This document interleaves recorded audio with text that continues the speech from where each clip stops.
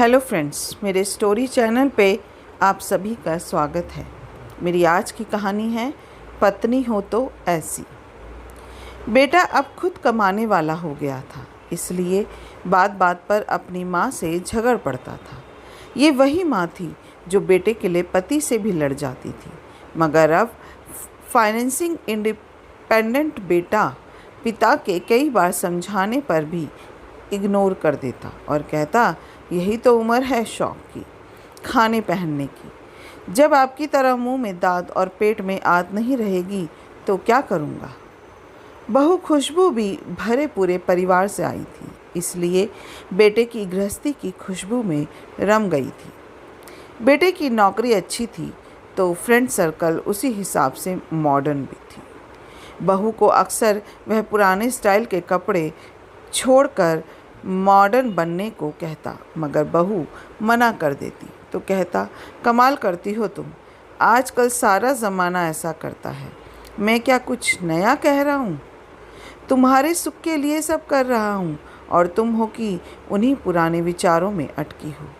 Quality life क्या होती है तुम्हें मालूम ही नहीं।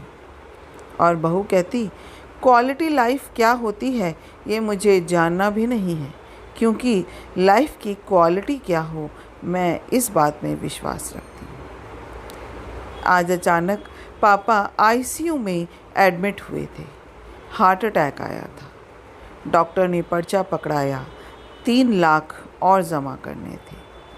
1.5 लाख का बिल तो पहले ही भर दिया था, मगर अब ये 3 लाख भारी लग रहे थे। वह बाहर बैठा हुआ सोच रहा था कि अब क्या करे।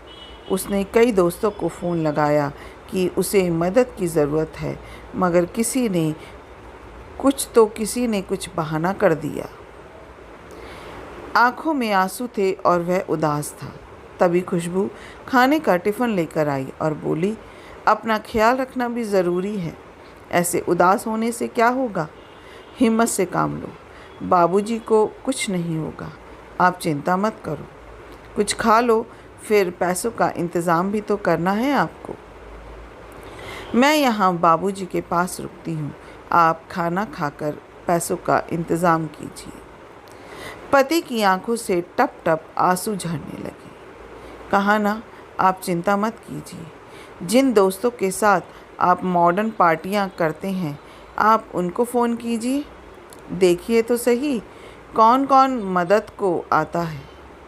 पति खामोश और सूनी निगाहों से ज़मीन की तरफ देख रहा था कि खुशबू का हाथ उसकी पीठ पर आ गया और वह पीठ को सहलाने लगी। सब ने मना कर दिया, सब ने कोई ना कोई बहाना बना दिया। खुशबू आज पता चला कि ऐसी दोस्ती तब तक की है जब तक जेब में पैसा है। किसी ने भी हाँ नहीं कहा, जबकि उनकी पार्टियों पर मैंने लाखों उड़ा दिए। इसी दिन के लिए बचाने को तो माँ बाबा कहते थे। खैर कोई बात नहीं, आप चिंता ना करो, हो जाएगा सब ठीक। कितना जमा कराना है? अभी तो तनख्वाह मिलने में भी समय है। आखिर चिंता कैसे ना करूं खुशबू, तुम्हारी ख्वाहिशों को मैंने संभाल रखा है। क्या मतलब?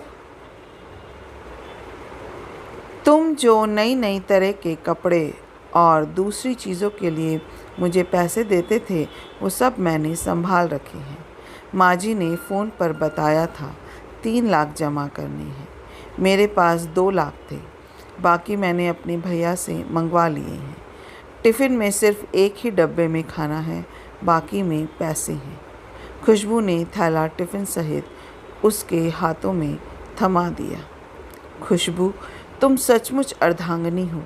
मैं तुम्हें मॉडर्न बनाना चाहता था, हवा में उड़ रहा था, मगर तुमने अपने संस्कार नहीं छोड़े, आज वही काम आए हैं। सामने बैठी माँ की आंखों में आंसू थे। उसे आज खुद के लिए नहीं बल्कि पराई माँ के संस्कारों पर नाज था और वो बहू के सर पर हाथ फेरती हुई ऊपर वाले का शुक्रिया अदा कर रही थी। अपना कीमती समय देने के लिए दिल से शुक्रिया। अगर आपको ये कहानी अच्छी लगी हो तो तो एक लाइक कीजिएगा, शेयर कीजिएगा और मेरे चैनल को सब्सक्राइब करना मत भूलिएगा। फिर मिलते हैं एक नई कहानी के साथ। जय हिंद।